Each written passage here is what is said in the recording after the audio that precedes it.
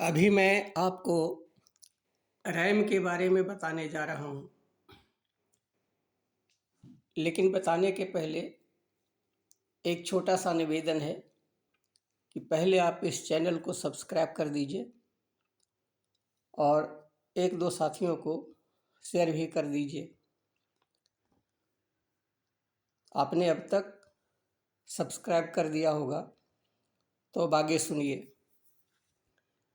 RAM के बारे में दो तीन बातें महत्वपूर्ण हैं, जिसमें बारी बारी से हम सभी बातों को एक्सप्लेन कर देता हूँ। इसमें सबसे पहली बात है कि रैम का मतलब क्या होता है। तो यहाँ पर देखिए, रैम का फुल फॉर्म है रैंडम एक्सेस मेमोरी। रैंडम का मतलब होता है अचानक, तुरंत, झट से, और एक्सेस का मतलब है उस पर काम करना। इसका मतलब हुआ इस मेमोरी में रैम जिसको कहते हैं, आर से रैम, ए से एक्सेस और एम से मेमोरी। आर से रैंडम, ए से एक्सेस, एम से मेमोरी। रैंडम का मतलब होता है अचानक या एक ब एक, और एक्सेस का मतलब है वहाँ जा कर के, पहुँच करके उस पर काम शुरू करना। इसका मतलब यह हो गया कि इसमें रैम में कई छोटे छोटे भाग होते हैं और हर भाग में अलग अलग चीज़ें होती हैं। तो हम जिस भी भाग में जा कर के काम करना चाहते हैं, भाग का मतलब है कि चीज़ें होती हैं, हर भाग में अलग अलग चीज़ें होती हैं। इसका मतलब अलग अलग उसमें फाइल होता है, अलग अलग उसमें नोट्स होते हैं।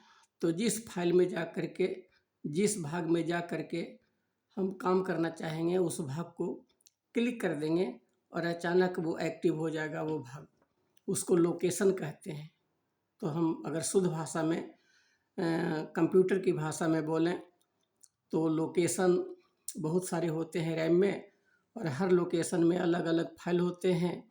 और जिस फाइल पर, जिस लोकेशन में हम काम करना चाहते हैं, उसको क्लिक कर देने से वो एक्टिव हो जाता है और हम उसमें फिर काम कर सकते हैं। तो यह हुआ पहली बात।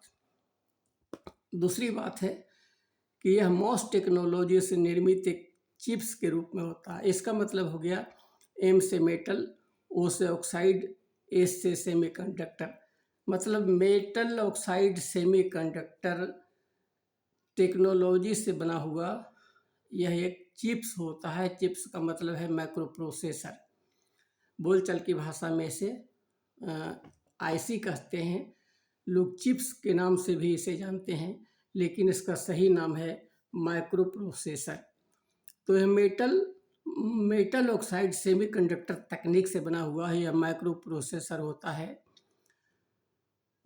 इसमें अनेक छोटे छोटे पार्ट्स होते हैं जिन्हें लोकेशन कहा जाता है। जैसा कि मैंने अभी आपको कहा, हर लोकेशन है। और ये दूसरी बात हो गई।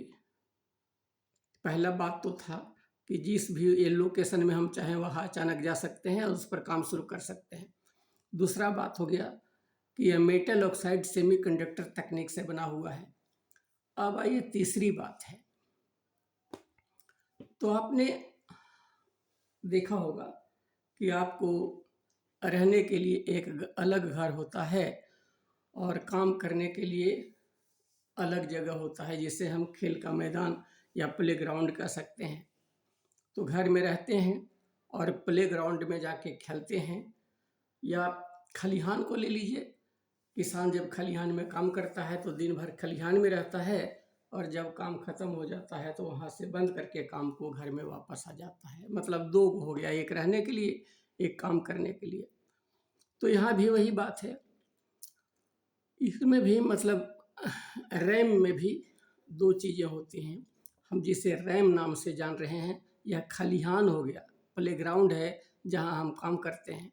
और इसका एक अस्थाई पार्ट होता है जहाँ हम आराम करते हैं, रहते हैं।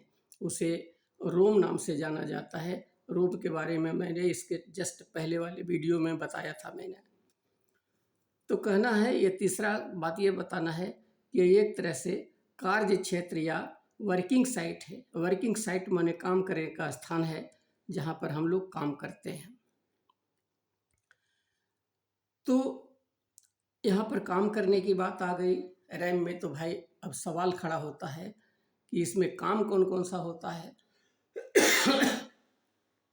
तो चौथी बात के रूप में आप जान लीजिए, चौथा चीज पॉइंट नंबर 4 में जो बताना है कि जब हम कोई इनपुट देते हैं कंप्यूटर में, प्रोसेसर में, जब हम कोई डाटा पेश करते हैं तो सबसे पहले वो रैम में जाता है। यहाँ देखिए लिखा हुआ है, यह एक तरह से कार्य क्षेत्र या वर्किंग साइट है जो कंप्यूटर में आने वाले प्रत्येक इनपुट को स्टोर करके रखना शुरू कर देता है। मतलब जैसे हम खलिहान में पहले रखते हैं गेहूं का बोझा, धान का बोझा, उसी तरह से यह जो है खलिहान की तरह है रैम। इसमें जब हम बाहर से कोई डेटा इनपुट कराते हैं तो सबसे पहले रैम पर वो जा करके स्टोर होता है। उसके बाद जब हम खलिहान में बोझा रख देते हैं और कोई टाइम निकाल करके दूसरे दिन जब हम उसका दौनी करते हैं, बोझा में से गेहूं के पौधा में से गेहूं का दाना निकालते हैं, उसी प्रकार रैम पर जो डेटा स्टोर किया हुआ है उस डेटा को काम करना होगा, उसका प्रोसेसिंग करना होगा, उसको एक्सेस करना होगा। तो ये हो गया 5वां नंबर काम।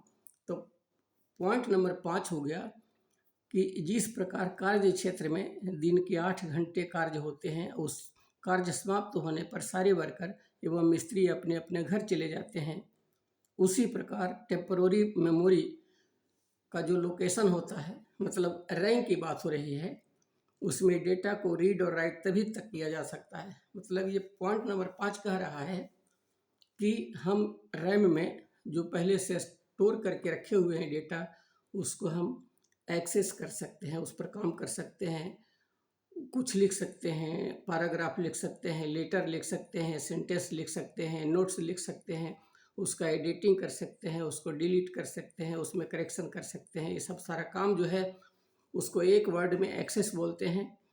और ये काम नंबर 5 हो गया। और ये काम जो है एक्सेस वाला काम वो तभी तक होगा जब तक कि वो सेक्शन में, मतलब रैम में आपका काम करते रहेंगे। आपका जब तक मन है, आप जब तक इच्छा है, तब तक उसको आप काम करते रहेंगे, काम होता रहेगा। उसके बाद जब हमारा काम खत्म हो जाएगा तब उसको हम बंद कर देंगे।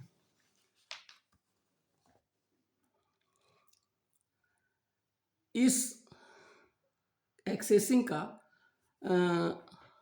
खास विशेषता यह है कि यह रिकॉर्ड प्लेयर की तरह काम करता है। ये मतलब पॉइंट नंबर 6 मान करके चलिए, यह रिकॉर्ड प्लेयर की तरह काम करता है। रिकॉर्ड प्लेयर एक प्रकार का जो है बाजा होता है, उसमें उसके रिकॉर्ड में हर एक तरह के बने हुए हैं सेक्शन।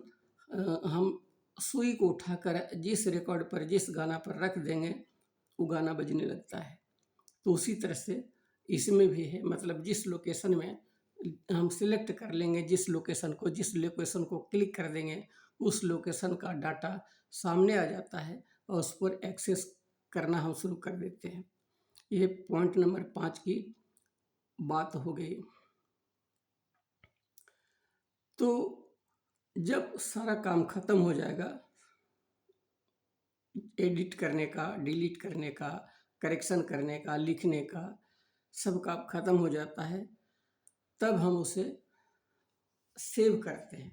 तो यहाँ ध्यान देने वाली बात यह है, पॉइंट नंबर नेक्स्ट, कि जब सारा काम हो जाने के बाद हम उसे सेव करते हैं तो सेव रैम में नहीं होता है, बल्कि वो परमानेंट मेमोरी का जो एक पार्ट है जिसे रोम कहते हैं, उस रोम में जा कर के सेव हो जाता है, उसमें अस्थाई रूप से।